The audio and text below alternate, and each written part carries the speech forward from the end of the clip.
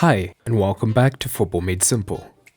We're back with an in-game analysis as Anfield and Jurgen Klopp hosted United and Solskjaer. It was a match where both sides created decent scoring opportunities, but in the end, a Van Dijk header and a Salah counter-attack secured the win. The expected goals did have it slightly closer, however, with Liverpool ahead 2.01 to 1.42.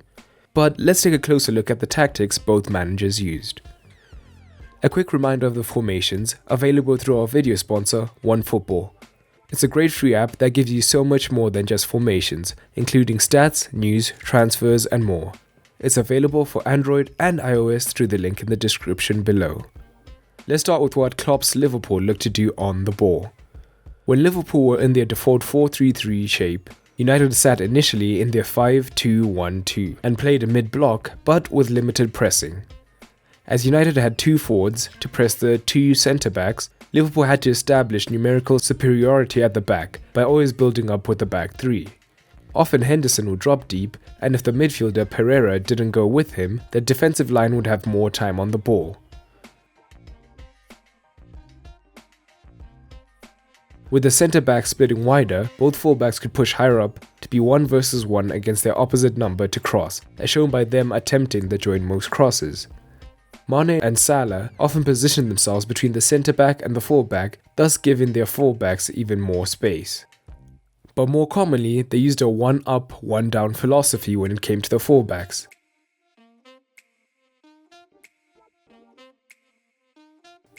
Liverpool preferred attacking down the left. As the full-backs were worried about the wingers, they were often too late to press the man in the full-back region when Liverpool were building up.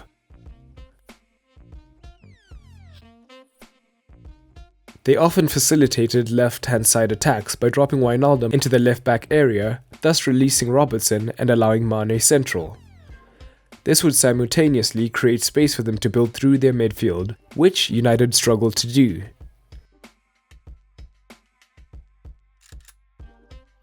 Mane and Salah would push higher up and draw the United defence deeper, and their double pivot was cautious, opting to form a shield ahead of the Liverpool forwards, which created a gap in the midfield, where Liverpool's midfield could build with a bit more time. Liverpool took advantage of this by ensuring all three of the midfield attacked and defended as a unit. Firmino could drop deep to give them a greater numerical advantage. If there was space, the centre-backs would often attempt to follow Firmino, but this would leave gaping holes behind them in defence, which Salah and Mane would look to exploit, and this led to several big chances.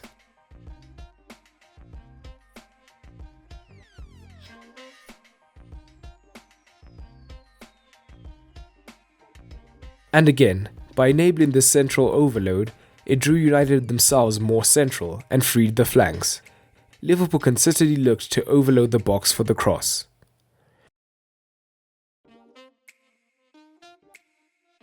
However, Liverpool's midfield three attacking and defending did come with a drawback. When high up in attack, one interception meant that United were immediately running at Liverpool's back four, which is something that happened quite consistently, leading to several good situations.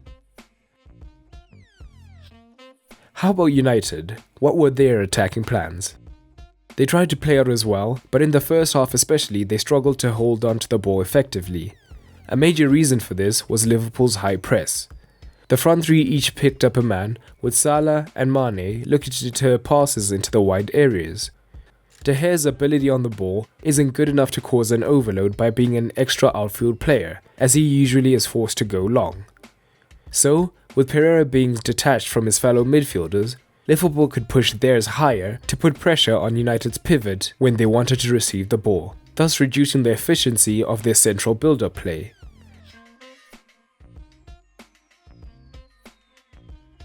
And when United did manage to find the wing-backs, Liverpool's wide midfielders were quick to cover the area. But when United did manage to get forwards, they looked to attack behind Trent and Robertson, who were usually trying to recover from attacking. Daniel James consistently looked to make the run behind the fullback, but he was usually covered by a centre-back. Going forward, United will have to find a way to create more clear-cut opportunities and to actually be clinical when they do create them. Another win for Liverpool, but as always, not every tactic could be covered in this video, so drop anything else you noticed down in the comments below. But that's all for today, and remember, keep it simple.